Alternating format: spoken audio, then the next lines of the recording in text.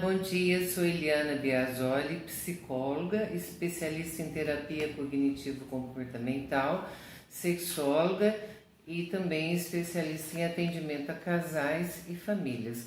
Hoje eu vou falar um pouco sobre a questão da ansiedade, né? Você sabia que a ansiedade ela tem uma fórmula matemática para que a gente possa calculá-la? E você sabia que a ansiedade ela pode causar problemas físicos enormes em você e rebaixar a sua imunidade, inclusive, né? Então, olha só, a ansiedade ela é uma composição matemática, como eu disse, né? Como é que a gente calcula a ansiedade? A ansiedade ela é calculada com a probabilidade do evento acontecer que você teme, né? Versus o medo que você enfrenta, né? Dividido pelas possibilidades que você enxerga, pelos recursos externos que podem te ajudar e os recursos internos que você percebe que você tem. Dessa forma, não é em verdade o evento que faz com que você fique ansioso, mas sim a percepção do quanto você tem medo e do quanto você pode lidar com a situação. Então, mesmo que não exista uma probabilidade alta de algo acontecer, por exemplo, um avião cair, né? Tem gente que não entra em um avião, né? Então, é fundamental a gente perceber que a ansiedade, ela está relacionada não com a vida real em si, mas com a forma como a gente interpreta, né, aquela situação. Agora, sempre me perguntam, né? É normal ter ansiedade? Sim, ansiedade é natural, né? E eu costumo dizer que, em verdade, o que a gente tem, por exemplo, né? Mediante um encontro amoroso, você vai encontrar uma pessoa nova, né? As pessoas falam, eu estou ansioso. Não, você não está ansioso. Você está na expectativa. Então, expectativa é quando algo vai acontecer e a gente fica conectado, a gente fica ligado, não? Vai fazer uma prova, vai fazer... Agora, existe o que a gente chama de ansiedade patológica. Essa é crônica, tudo bem? E essa ansiedade patológica e crônica é quando a sua interpretação do real, ela não corresponde ao grau de risco que aquela situação possui para você, né?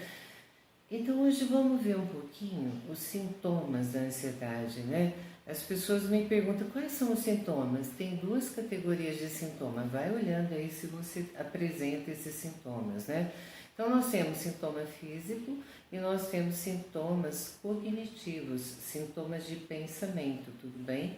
Então vamos lá. Se você pontuar assim em mais de 7 sintomas, né? Significa que você pode estar com uma ansiedade patológica e você pode falar comigo para a gente esclarecer melhor o que você está sentindo. Então, sintoma físico.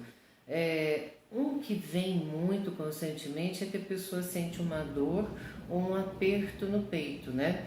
Também vem a percepção de coração acelerado. Percepção não, de fato o coração se acelera. E o desconforto em sentir isso é muito grande. Respiração ofegante, falta de ar, você sente isso, né?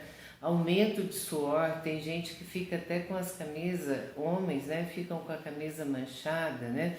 Então é um suor um pouco diferente esse, é um suor frio, um suor que incomoda a gente, né? Sensação de fraqueza, cansaço, né?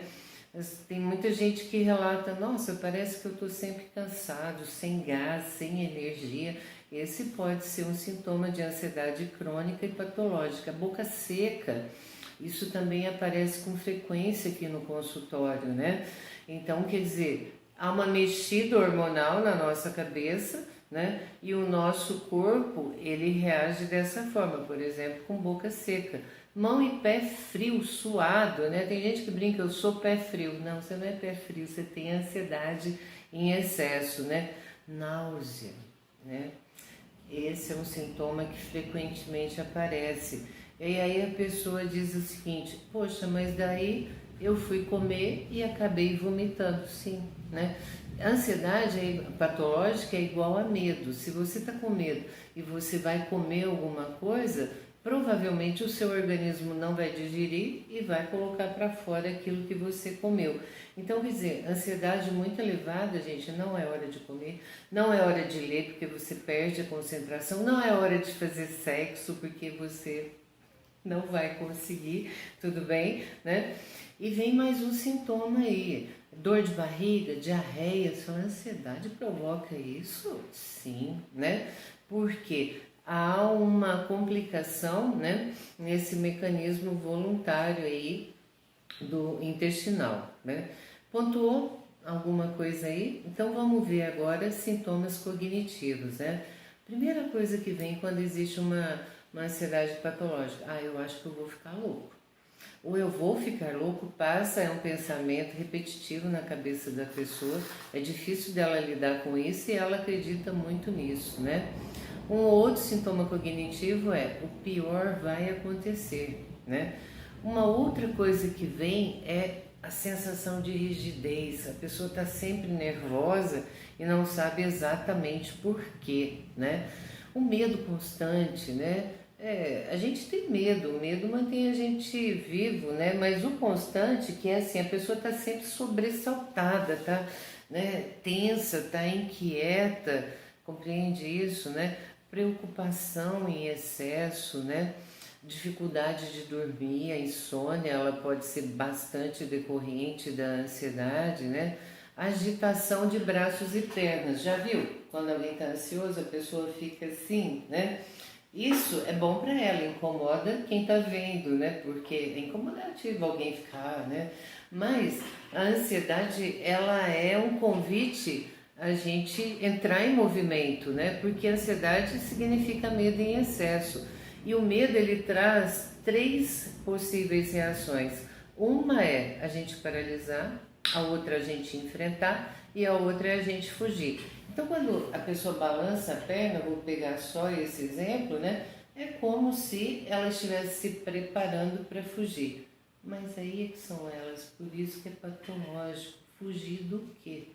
Fugir de um cenário mental que a gente vai criando, né? Então, quer dizer, a gente cria um cenário mental conturbado e aí surge o que nós chamamos de da espiral ascendente de ansiedade. A ansiedade gerando ansiedade, o medo gerando medo, né? E aí nós vamos nos complicando, né?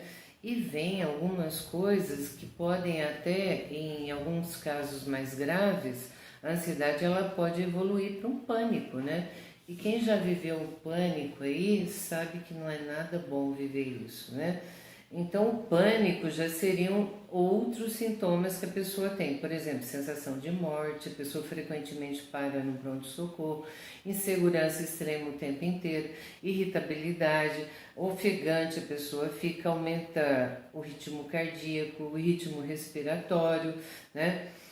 Ou seja, é parecido com a ansiedade patológica, mas aqui vem a percepção de que eu vou morrer e que eu não posso fazer nada com relação a isso. Identificou você em alguns desses sintomas que eu coloquei aí, né?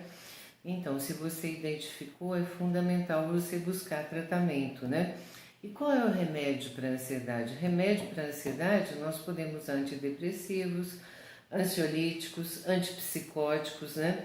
Agora lembrando, né, que os remédios são fundamentais, obviamente a gente precisa medicar, né? Mas os remédios, eles vão tratar sintomas, embora sejam absolutamente relevantes, né? A causa você vai conseguir tratar com o que a gente chama de reestruturação cognitiva. Então aqui é fundamental a gente separar 2 profissionais, né? O psiquiatra é o médico que medica cérebro, fundamental que você possa buscar um profissional tirando todos os tabus da sua cabeça, né?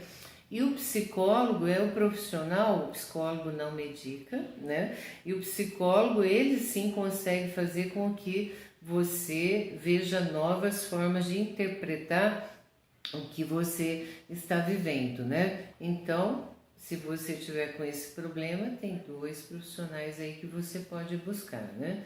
Sempre me perguntam assim, o que leva à ansiedade? A gente nasce com isso? Não, ninguém nasce ansioso.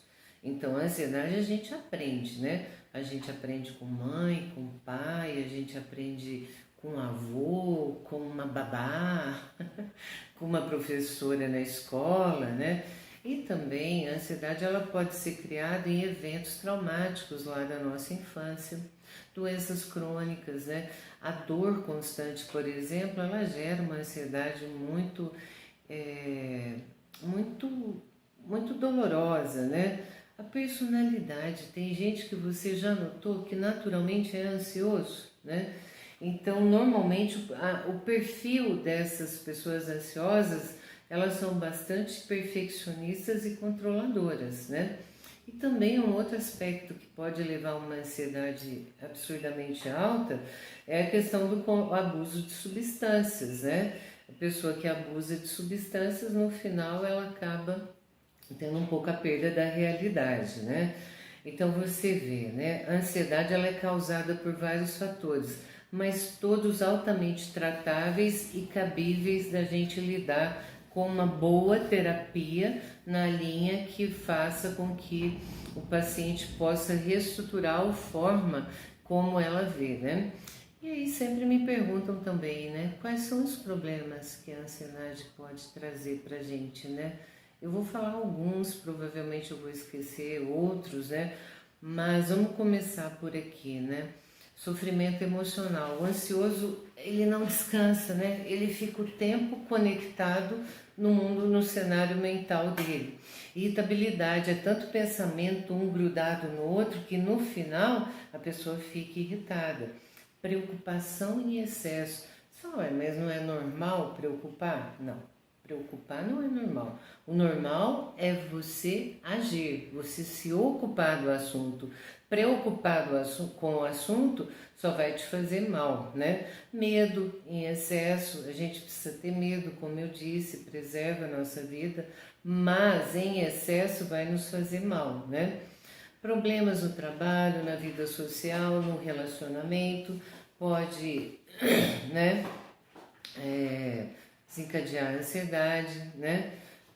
O que a ansiedade pode trazer mais pra gente também? Perda de concentração. Tem pessoas que me procuram e dizem assim, nossa, será que eu já estou num quadro muito recente, muito precipitado de Alzheimer? E eu pergunto por quê? É perda da concentração, a pessoa pode sofrer, e perda da memória recente, né? Perda de concentração e perda de memória recente são outros sintomas da ansiedade e problemas que a ansiedade pode criar. Insônia, a ansiedade também pode criar. A pessoa deita na cama e começa a pensar tanto, né? Que chega uma hora que ela não consegue entrar em sono. E olha, acredite, adoecimento físico, né? Porque quando a gente fica muito ansioso, são liberados hormônios tóxicos no nosso organismo, né? E esses hormônios tóxicos, eles acabam rebaixando a nossa imunidade. Então, muitas doenças físicas, como a fibromialgia, gripe, né? Você pode pegar candidíase, você pode desenvolver em função de uma baixa de imunidade, né?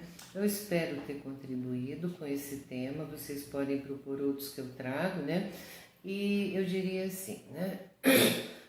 O melhor antídoto para a ansiedade é a gente viver o agora, o hoje, e viver os problemas do tamanho que eles são.